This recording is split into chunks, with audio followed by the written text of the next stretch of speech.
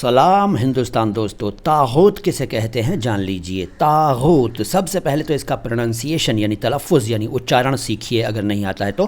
طاغوت، طاغوت نہیں، طاغوت عربی لفظ ہے، قرآن میں کئی جگہ آیا ہے۔ کچھ لوگوں نے کہا کہ یہ 8 جگہوں پر آیا ہے، میں نے چیک نہیں کیا ہے، آپ چاہیں تو کر لیجئے گا۔ اس کا مطلب کیا ہے بتاتا ہوں آپ کو۔ دیکھیے، سبھی شیطانی شکتیاں طاغوت ہیں، یہ کہتے ہیں مفتی طارق مسعود۔ وہ یہ بھی کہتے ہیں کہ اللہ کے نظام یعنی اللہ کے سسٹم یعنی اللہ کے قانون کے علاوہ باقی سبھی سسٹمز، سبھی نظام، سبھی قانون طاغوت ہیں۔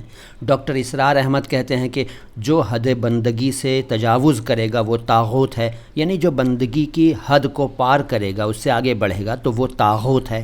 انجینئر محمد علی مرزا کہتے ہیں کہ جو چیز بھی قرآن و سنت کی حد سے باہر آپ کو لے جائے وہ طاغوت ہے۔ اللہ کے مقابلے پر کھڑی ہر چیز طاغوت ہے، ایسا بھی کہتے ہیں وہ۔ خیر، دیکھیے، طاغوت ایک بت تھا۔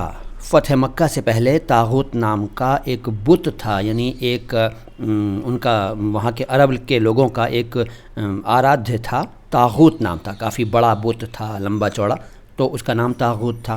اب طاغوت کا ارتھ جو میں ڈھونڈنے لگا تو مجھے یہ ملا کہ جو شخص دین کے راستے پر نہ ہو اسے طاغوت کہتے ہیں۔